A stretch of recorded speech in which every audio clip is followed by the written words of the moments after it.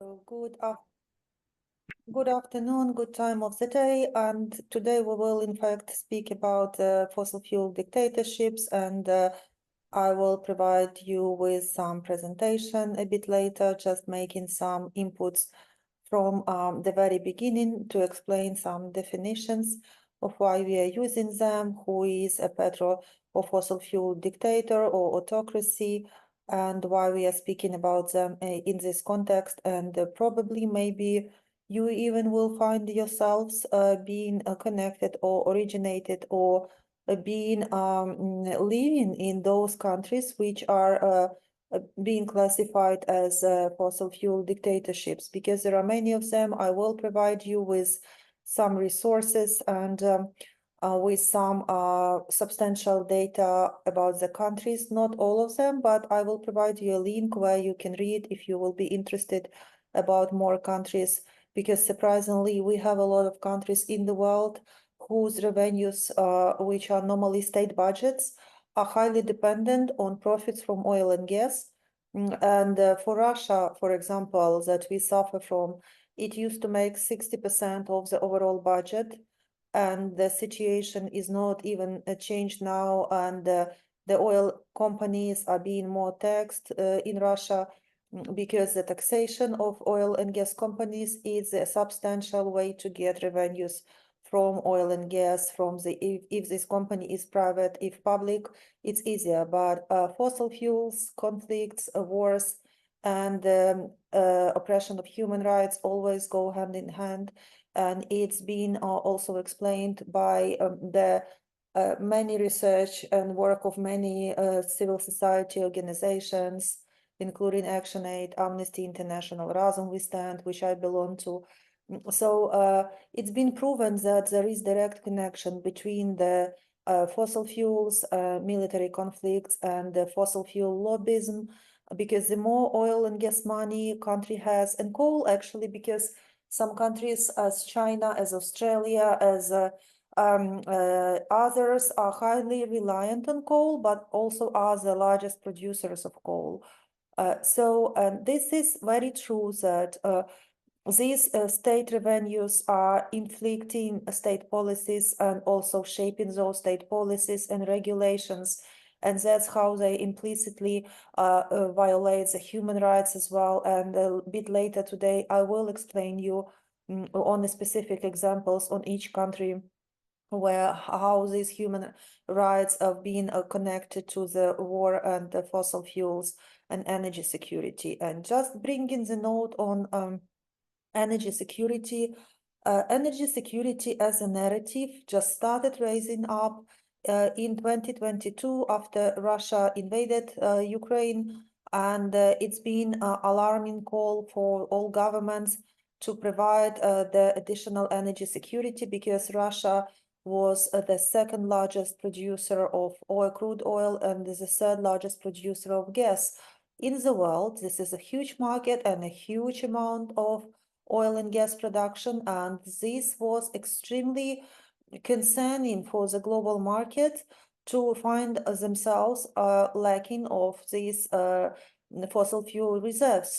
And fossil fuel companies immediately, as national companies and transnational as Shell, Chevron, British Petroleum, Total Energies, and others, we can name them, of course, because there are many, they started increase prices for the crude oil and crude oil products, including petroleum, including diesel, and this extremely affected the world markets, because the panic has started based on these market prices.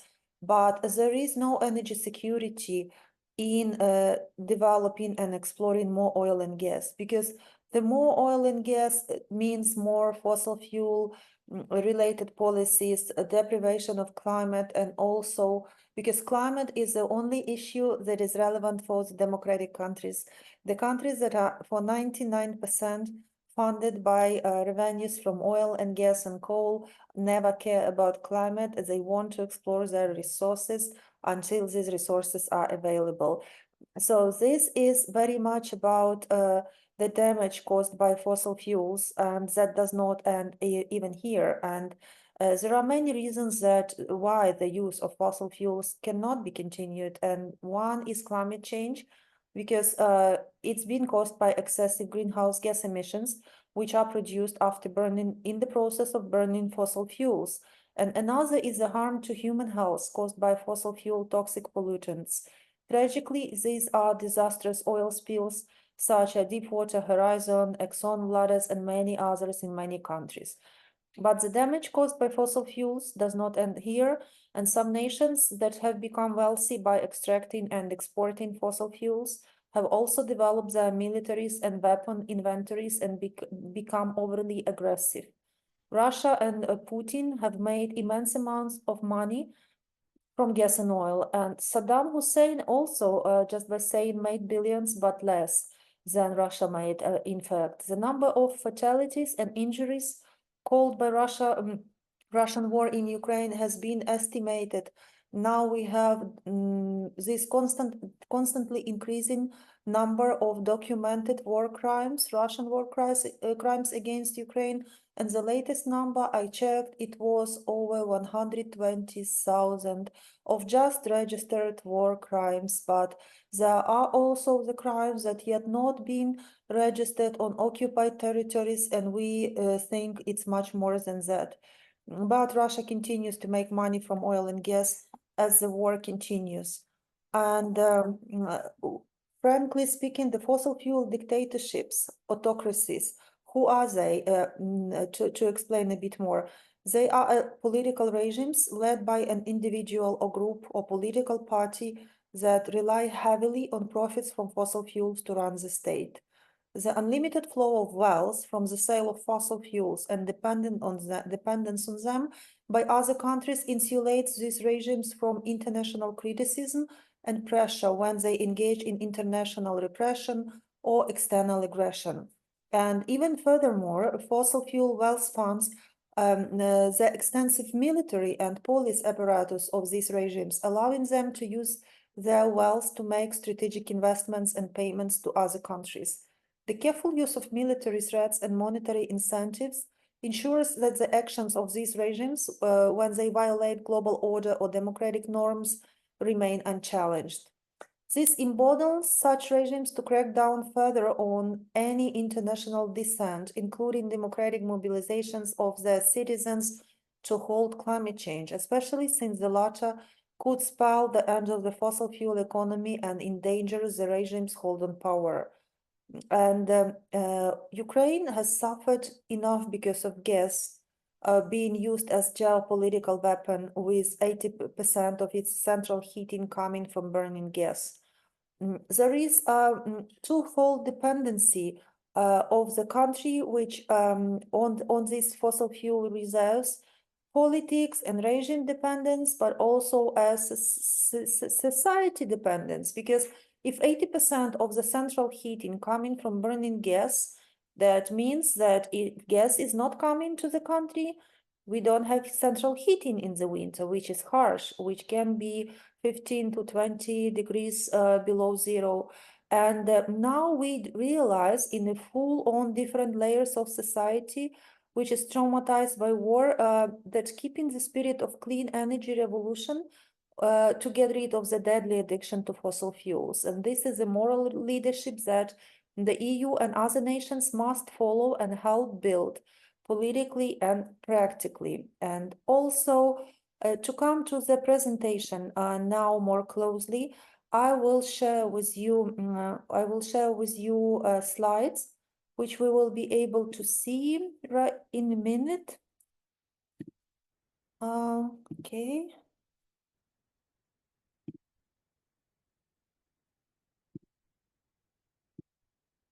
Okay, we'll just put the slideshow mode on. So just to explain a bit of why I am telling you about these facts, and are they ever being used practically, or what's the connection and who is doing what regarding fighting fossil fuel, petrostates, petrodictators, petrodollars, and just to speak a bit about the campaign that I started It stands with Ukraine campaign, which had the motto "End global fossil fuel addiction that feeds Putin's war machine." And we are calling for a total and permanent embargo on Russian fossil fuels and an immediate end to all investments into Russian oil and gas companies. And now, as an organization, Razum We Stand, we are doing the same work, and that's how we would be able, to really achieve this full ban, on Russian fossil fuels. We successfully got a coal ban, which is the most effective, but it just delivers Russia was used to bring Russia about from 2 to 4 billion of US dollars per year, while oil and the gas were responsible for much more profits. And so what we act to do, push for fossil fuel phase out and bold climate and anti-conflict action in main political spaces and countries, which include G7, G20, and others, promote a clean energy revolution and global accelerated push for renewables. Then establish politically represented ambitious green recovery plan for Ukraine that can catalyze the global momentum for change and network and engage with the movement. These are the very early pictures of the war and Russian war in Ukraine. And this is deeply touching the heart when we can see how the father is sitting near his son's body and just cannot believe in that his son is not alive anymore, and the pregnant woman is being saved from the rubbles just inflicted by Russian missile, and this child toy, as you see, it's forgotten in the blood because probably the child who held it is not able to hold it anymore. And we always have to bear in mind that the fossil fuel dictatorships create what you see on the screen, but much more damage to basically to everyone in the world who is not rich, who is not in that few percent of the world billionaires and can't escape this grim reality, and also to many communities in the countries from Latin America to the other side of the globe, because of the climate change, but also because of the wars and military conflicts which are still ongoing. And but how that's all started? It's all started from the carbon bombs or huge fossil fuel reserves that country possess. And of course, Russia is among the biggest carbon bombs holders ever in the world, but also US and China and a few others. There are about 400 of carbon bombs, which are fossil fuel reserves that are able to emit the huge tons of CO2 emissions. And if they all are open, it will destroy the planet and our lives and the environment, livelihoods, and everything that is so dear to our hearts and to our communities, to our cities. And this from Russia, these Russian carbon bombs, they have in total 42 carbon bombs, but 21 of them are not yet opened, activated, explored. And we see it as our goal across the whole world that we can stop this carbon bomb development altogether by banning fossil fuels from Russia, but not only from Russia, also from other countries that are selling fossil fuels onto the global market. But of course, this task is extremely difficult and it will take years, as we can see with this example of embargo on Russian fossil fuels, even witnessing the huge destruction Russia is doing, attacking Ukrainian civilians and civilian infrastructure. The world was moving slowly with transition periods, with oil price caps, which are not super relevant for and fast enough to create an economic damage to Russian economy. And what we can see, Russia is finally getting some substantial financial hits from energy sanctions, which are finally taking the exports down. But But still they are able to have some funds, and we don't yet have a full ban of Russian gas, which we are working on. It's really difficult and to get it, but we just got a transshipment ban and on Russian LNG, liquefied natural gas, and there will be more to come. And as we try to explain to the European Union, and especially because they were main consumers of Russian gas, that a transition from Russian gas to clean, renewable energy is not only achievable, but offer multiple benefits, and replacing gas with wind and solar eliminate the need to pay for expensive gas in the future.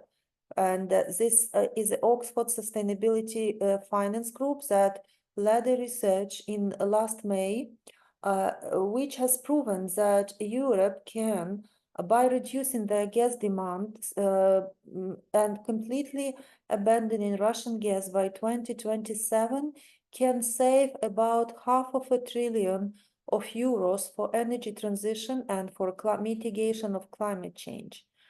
And these were key arguments on a Russian fossil fuels ban, but also it would be applied to every country basically in the world to ban the fossil fuels for them gradually. Russia first, because Russia is aggressive and it's killing people in Ukraine for already 2 years, but also other countries that terrorize their citizens and put them in danger, as you know, Hamas in Gaza and the old situation when people are locked and bombed. It should not it's inappropriate and should never happen in the modern democratic world because that's such a, and starving people to death. This all has to be punished, of course, but as we can see, international laws that have been developed after the Second World War, unfortunately, does not provide with enough of accountability for the global leaders for not complying with them and also not providing enough opportunity for the bold action, for really making the rule of law principle work. And that's why we don't have much trust on international law, because UN was having difficult moment in trying to implement these laws that country previously agreed.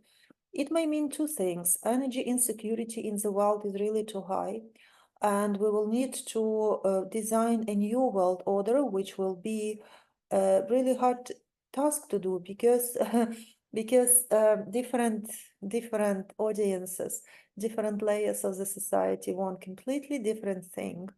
And that thing, it does not correspond well with the climate goals mainly, because if you want to drive a huge truck with the engine of 5 liters of petrol, you can't really be climate friendly from the other side. But it means that you regularly pay for the oil you use, and the status quo continues, and there are more profits to Qatar, let's say, or Saudi, or who else is supplying oil to the world market, and the business as usual continues.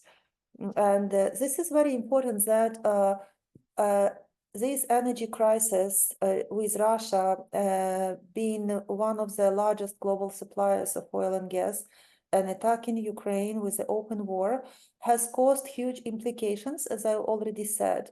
And it's also forced some companies to withdraw from Russian market, but some of them are still there. They are not very much related, especially to fossil fuels, but I can name Total Energies as still a gas shareholder with Novatek, but also many companies are still doing business with Russia. And the sanctions against Russian fossil fuel exports are critical to Ukraine's victory for sure. The more tight the sanctions are, the more Russian economy is losing. And when Russian economy is losing, it means they won't be able to restructure the economy for military production, which they partially did. But today I read very interesting statement that somewhere on the global media that if just Xi Jinping would make one phone call to Russian president and say, okay, you have to stop this war has to be stopped because Russia is highly dependent from China, especially on this technology and missiles equipment that China is supplying to them.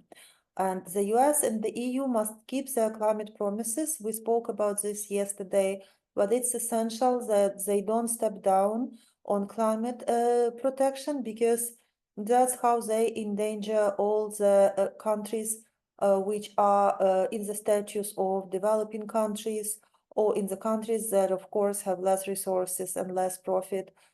So they put us all in danger with a huge consumption and their emissions. This is something to remember, that who emits the most has to be held responsible.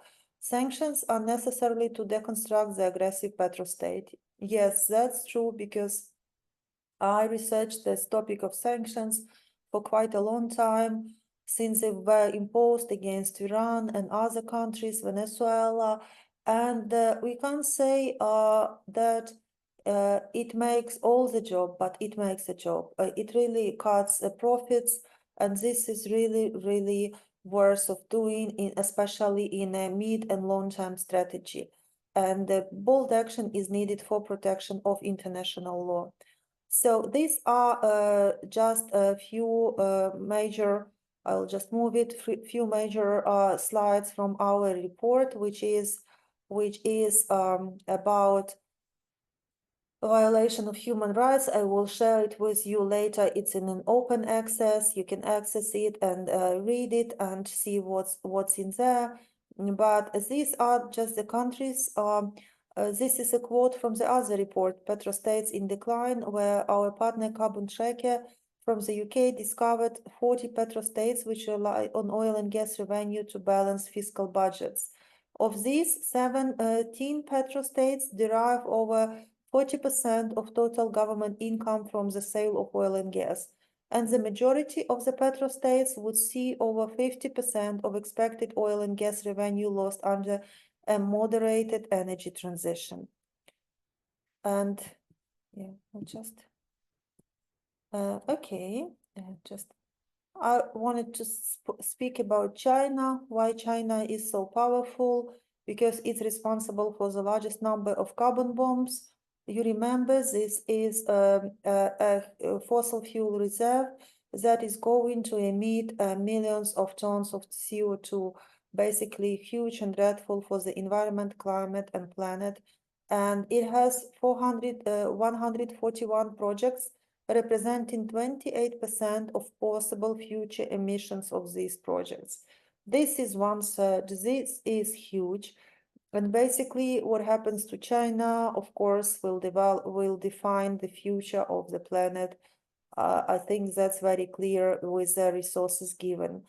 And also we can see that with China, they have most of coal, and they opened 48 new coal mines needed to avoid locking in the overshoot of the Paris targets. And China increasingly has a history of striving to close small coal mines, but leaving only major, more efficient ones.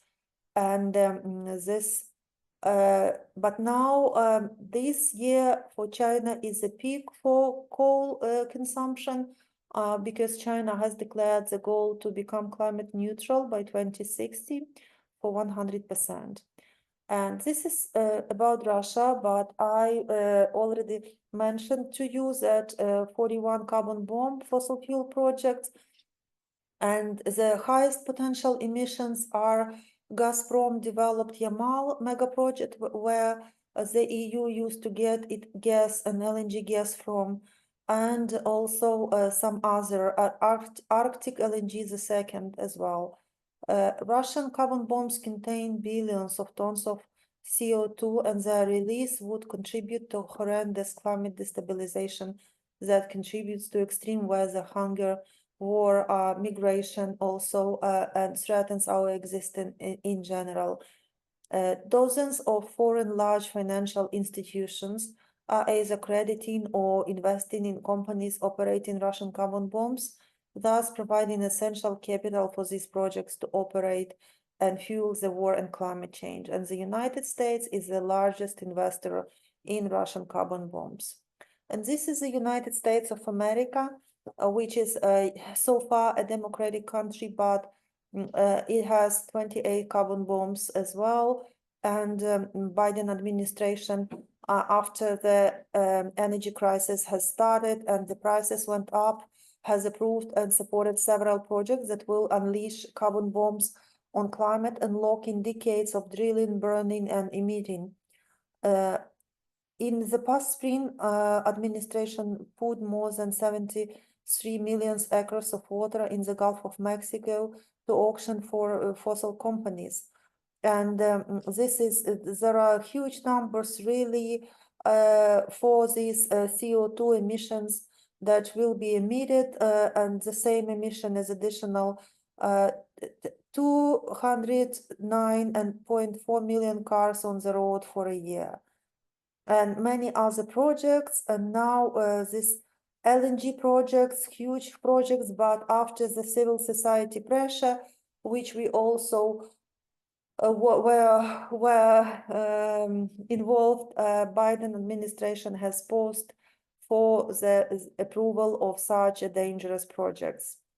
And here you can see the examples of fossil fuel dictatorships, and especially those that are, as you see here, this battery shows that almost 199.9% comes from oil, from fossil fuels for Saudi Arabia, and this is really scary, because the kingdom seeks to diversify international ties and maintain cordial relations with China and Russia. And we know that OPEC Plus, which is a union of oil producers, crude oil producers, is being manipulating the gas prices because it's being led by the country you see, Saudi Arabia, Russia, and others.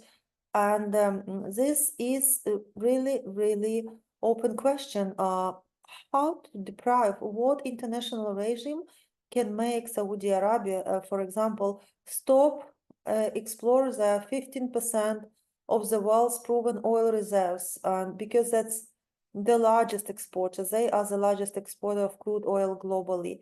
It maintains the world's largest capacity, reaching nearly 12 million barrels per day, and also being leading producer in OPEC and OPEC Plus, and second largest producer of total petroleum liquids worldwide, which is also huge demand for petroleum. Following, they just follow the United States, but the countries they need petroleum are Brazil, African countries, and other countries, the most, I mean, where the market is really demanding more petroleum for development. The situation with human rights remains unsatisfactory, and the following rights, just to name a few: first, the freedom of expression and association, death penalty, women and girls' rights are seriously discriminated through the whole life, and the right to health. And here we have Libya, where where also civil wars, and the country is also the largest natural gas resource holder in African continent, and the 10th largest globally, with proven reserves of 53 trillion cubic feet of the gas. Most of the natural gas is consumed for power generation, which has again proves that we need to learn how to develop, how to get the power, how to generate the power from the sources other than the just burning gas or oil, because we have this energy for some time, but also we destroy the planet gradually by emitting these CO2 emissions and doing nothing to limit them. And as we can see, aside of the civil war that was quite severe in Libya, Libyan regime constantly causes torture during the peacetime, let's say, and other ill treatment, systematically torture and other ill-treat detainees unofficial and unofficial places of detention with impunity. And this is really awful because when you are citizen of the country that tortures its own citizens, what can you do and where you can find protection? International law mechanism does not, unfortunately, provide that. And this is a big disadvantage of these laws, and especially unlawful killings, including the activists, because it's really scary to be a civil society activist or do any kind of work, even educational, because we can see there also is sexual and gender-based violence, discrimination of ethnic minorities and indigenous communities and internally displaced people, everything that the society has to avoid to protect the most vulnerable. Here we can see Yemen and with the current president of Yemen, and this we all know what was happening in Yemen because that was a very cruel war, and ceasefire agreement was finally made in October and early months of 2023, but this conflict is expected to continue with varying degrees of intensity until 2027. And it's so stressful because we've all seen children that are being starved almost to death. And this international humanitarian aid was not able to build even a ceasefire. And in Ukraine, we are roughly in the same situation, but we are in the open war with Russia, because it's very clear who invader is. It's Russia, aggressor. They started this illegal war. But in Yemen, this is more complicated. There's some people say there are also Russian roots in all of it, aggression, but officially there is a civil war, which who knows what is true, but the Saudi-backed internationally recognized government in the south and Iran-backed Houthi rebels in the north, which seems like really difficult conflict. And Yemen in general holds significant fossil fuel reserves, gas, and 31st place in the world, which is not absolutely bad, because they could probably find the use for it, but yeah, unfortunately, this is not, this have like about 1,000 almost years of gas consumption led for themselves. They can afford this in another situation than a war. And I won't stop on that really for the long time, but yeah, that was how that all started, that there was a demand of lower fuel prices and a new government. The same has happened to Ecuador maybe 2 years ago, because in Ecuador, in some Latin American countries, the price for fossil fuel is really essential because all transportation stops. And there were also protests, but fortunately they did not lead to the war action and military action. And Venezuela is well-known dictatorship with Nicolas Maduro as a president now, but they are embargoed by Russia, or by the US for quite a long time. And yeah, it's anticipated that socialist and Maduro will retain their power by 2027, and this regime will gear domestic policy towards sustaining economic recovery by reviving oil production and making piecemeal efforts to attract private investment. However, the business environment is expected to remain abysmal, marred by economic distortions, a lack of financing, and crippling sanctions. And so his regime is openly support Russia, and of course, it's won't be able to provide them with the sanctions relief from the US as it currently was supposed to happen because of the deficit of oil in the world market and the manipulation with the oil and with production of oil by OPEC plus countries. And approximately 65% of Venezuela's oil production is exported, and Venezuela possesses the world's largest oil reserves, estimated 304 billion of barrels. It's a huge amount of oil. But production has declined below 1 million in 2022 because there is a ban on Venezuela's oil imposed by the US in place as well. And as we also can see, the disruption of human rights, enforced disappearances, torture, and other ill treatment, extrajudicial executions, right to truth, justice, and reparation has been completely unrecognized. Freedom of expression, right to food, and all of other rights, and we can see it's deeply troubling. Here, another example. I think it's all with the examples. We will be just moving slowly to finalizing on the presentation, but we can see Egypt, where I visited when in the end of 2022 for COP26 or 27, sorry, because now it will be a COP in Azerbaijan, COP29, and these are both countries, both petrostates and dictatorship countries, and as we can see that again 93.77% of the country's energy comes from fossil fuels, and the Egyptian Ministry of Petroleum has announced the discovery of new large or natural gas field, and evaluation is still underway to determine exact reserves. But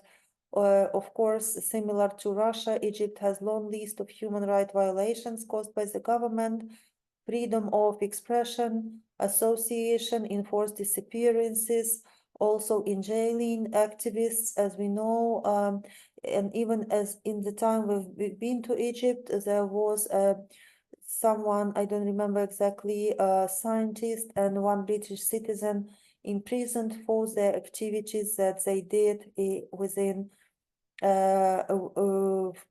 inside of Egypt. So it's highly forced evictions and sexual violence, torture, and other ill treatment. It's all has been really affected by this regime of a President al-Sisi. And Azerbaijan is another challenge.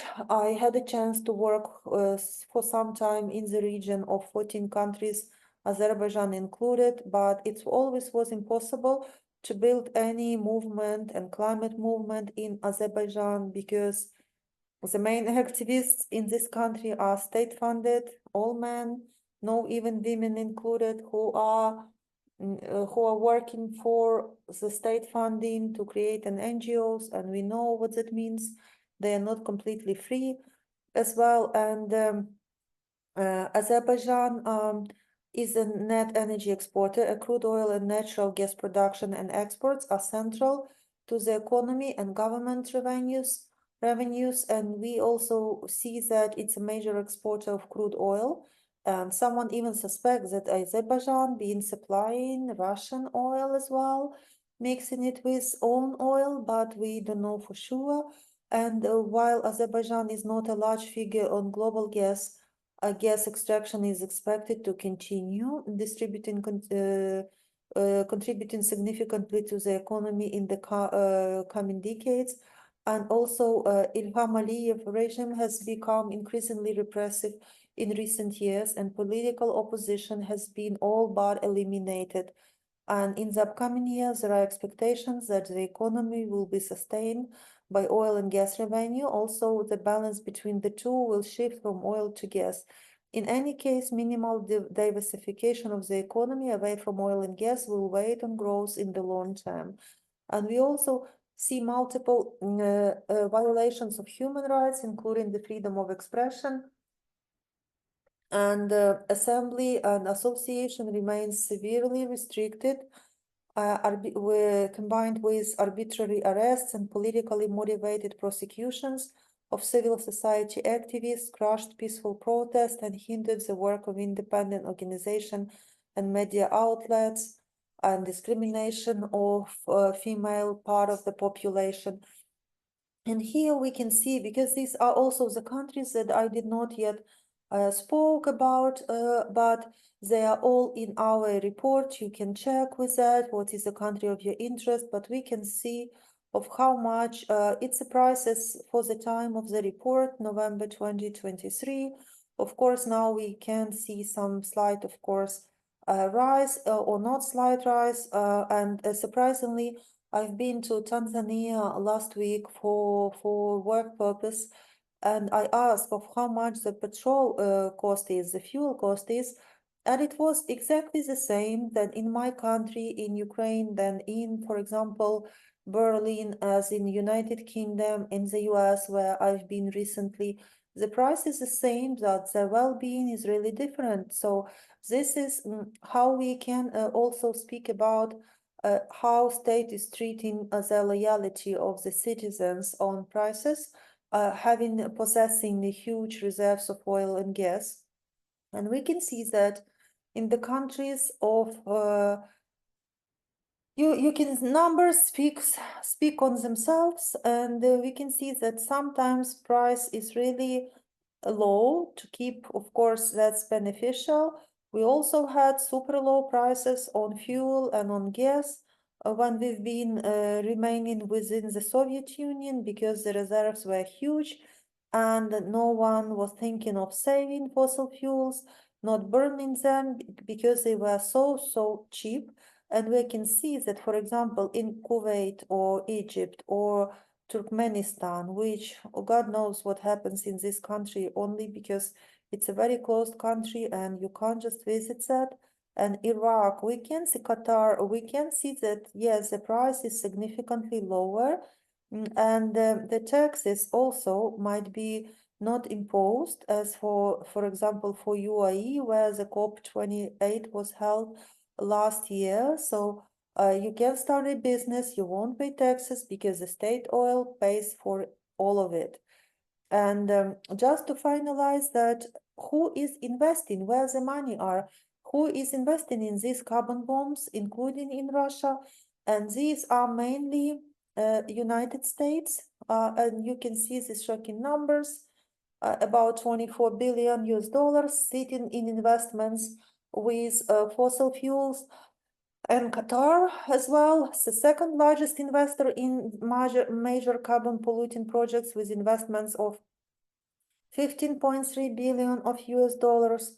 And this was all invested in Rosneft and was held by the Qatar Investment Authority, making the biggest single investment in Russian carbon bombs. And 19 projects are operated by Russian companies, which are Gazprom, Novatek, Lukoil, Rosneft, and Tatneft, and are backed by foreign finance. The projects are predominantly in oil and gas extraction. Also nearly a third are coal, and include projects in Siberia and the Arctic. The project with the highest potential emissions is, as I already said, Yamal mega project.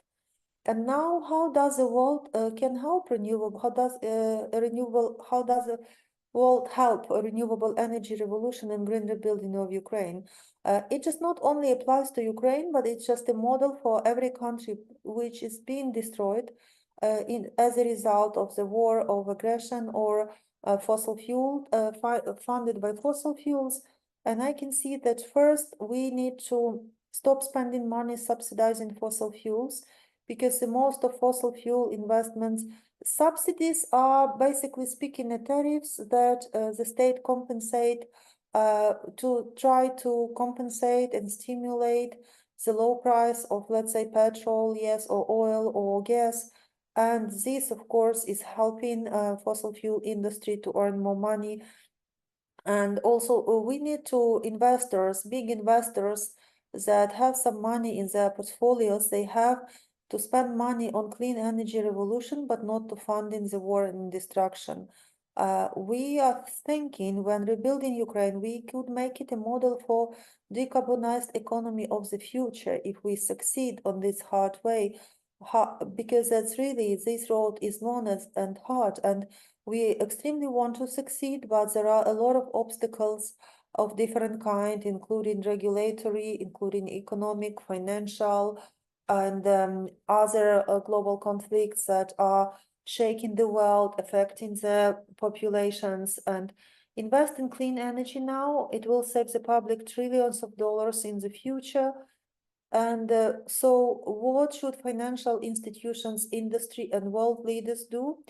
First, it's written here to Russia because we really think it's really immediate, and how we treat Russia internationally will define how we will help, how we will hold fossil fuel dictatorships accountable for what they do to their citizens, and donate whatever Russian fossil fuel assets they still own to a new trust fund for peace and climate stability that could help rebuild Ukraine, exclude from politics and decision-making dirty fossil fuel money, prosecute CEOs of oil and gas companies who reaped record profits on the global trades with Russian fossil fuels for complicity in war crimes, and Europe should scale down in demand for oil and gas. And this is my contact information, which I'm happy also to share with you. You can see it. I will, and thank you. This presentation I can now stop sharing.